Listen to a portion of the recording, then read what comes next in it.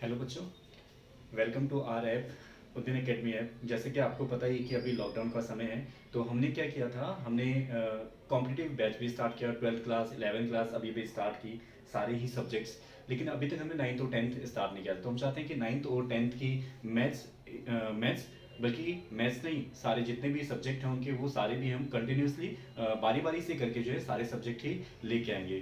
क्योंकि उनके लिए भी ज़रूरी है कि वो भी घर बैठ के तैयारी करें, क्योंकि लॉकडाउन का समय बहुत मुश्किल है कि हम सबका बाहर निकालना।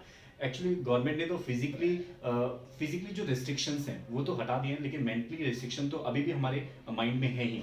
तो हमने ये कोशिश की है कि बच्चों को घर बैठे ही एक अच्छी शिक्षा मिले। ठीक है, तो आज जो है हम नाइन्थ की मैथ्स का सिलेबस स्टार्ट करने जा रहे हैं। वो दोनों ही मीडियम में रहेगा, बाइलिंगुअल रहेगा, हिंदी और इंग्लिश दोनों ही मीडियम में रहेगी। ठीक है, तो आज हम स्टार्ट करते हैं मैथ्स मैथ्स का सिलेबस, वो भी एनसीईआरटी 9th क्लास।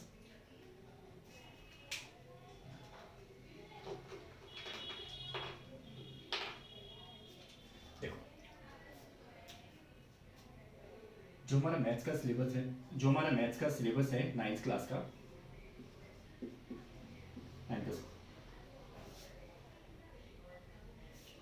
उसमें जो चैप्टर है, जैसे उसमें जो फर्स्ट चैप्टर क्या है हमारे पास, नंबर सिस्टम।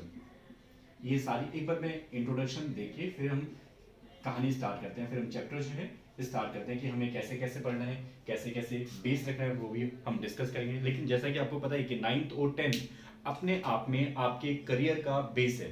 क्योंकि आपका जितना बेस अच्छा और मजबूत 9th और 10th का होगा, उतना ही बेस आपका 11th और 12th and afterwards in your making career.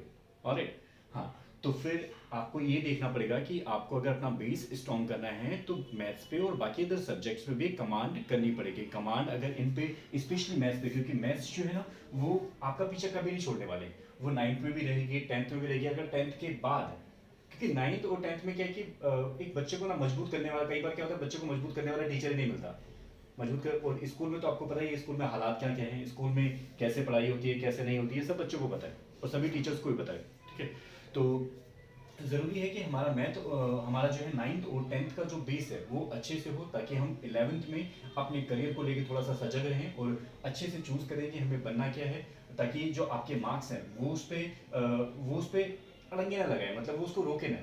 ठीक है, तो और आपको पता है जो भी हम कॉम्पिटेटिव एग्जाम देते हैं, जो भी गवर्नमेंट के कॉम्पिटेटिव एग्जाम होते हैं, सभी में मैथ्स कंपलसरी है, सभी में मैथ और इंग्लिश कंपलसरी है ही। और वो मैथ्स भी किस बेस पे होती है, 9th और 10th के बेस पे होती है मैक्सिमम। तो 9th और 10th का बेस जितना आपका मैथ्स को लेकर अच्छा रहेगा, उतना ही आपका करियर ब्राइट होगा। तो हम कोशिश करेंगे कि आपका जो मैथ्स को लेकर जो डर है वो खत्म किया जाए, किसी भी तरीके से मैथ्स का डर खत्म किया जाए, और मैथ्स को आप इंजॉय करते हुए पढ़ें, सीखते हुए पढ़ें अच्छे से। ठीक है, तो आज हम स्टार्ट करते हैं नंबर सिस्टम। आज हम इसका जो है इंट्रोडक्शन स्टार्ट करते हैं। पहला चैप्टर क्या है हमारे पास, नंबर सिस्टम, या फिर हम हिंदी में बोलते हैं इसे संख्या पद्धति।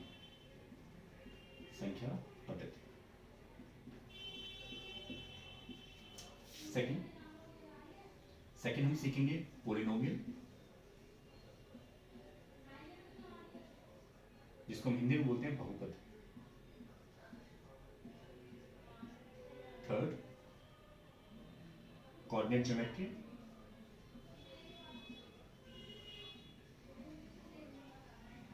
कोऑर्डिनेट ज्योमेट्री, या फिर मैं हिंदी में बोलूं तो इसे बोलते हैं निर्देशांक ज्यामिति। निर्देशांक ज्यामिति।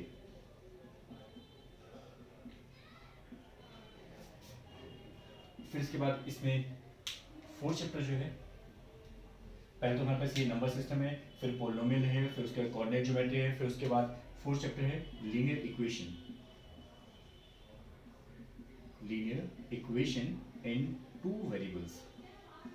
हिंदी में बोलते हैं इसे दो चरों के रैखिक समीकरण। तो जो भी हिंदी में मीडियम वाले बच्चे हैं वो चाहें तो लिख सकते हैं, या फिर मैं खुद लिखवाता हूं, दो चरों वाले रैखिक समीकरण।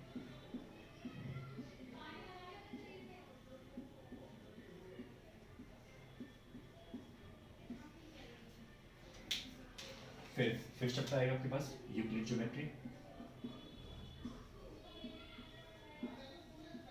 यूक्लिड ज्योमेट्री मैं भी हिंदी में सारे नाम अभी मैं बोलता हूँ, फिर मैं बाद में सारे नाम जो है विजुलाइज करता हूँ, सारे नाम फिर मैं लिखवाता हूँ, ठीक है। यूक्लिड ज्योमेट्री, फिर उसके बाद 6 हम पढ़ेंगे लाइंस एंड एंगल्स।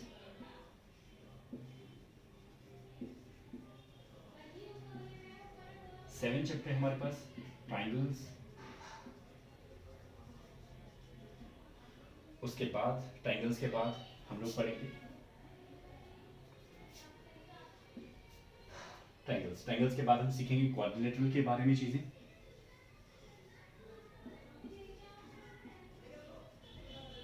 क्वाड्रिलेटरल या फिर क्वाड्रिलेटरल्स हम पढ़ेंगे इसके बारे में।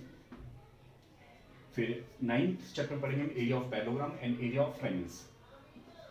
Area of parallelogram and triangles.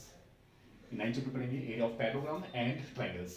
10th chapter हमारे पास आएगा सर्कल या सर्कल्स। 11th चैप्टर हम सीखेंगे कंस्ट्रक्शन। फिर 12th चैप्टर में हमारे पास हीरोन्स फॉर्मूला।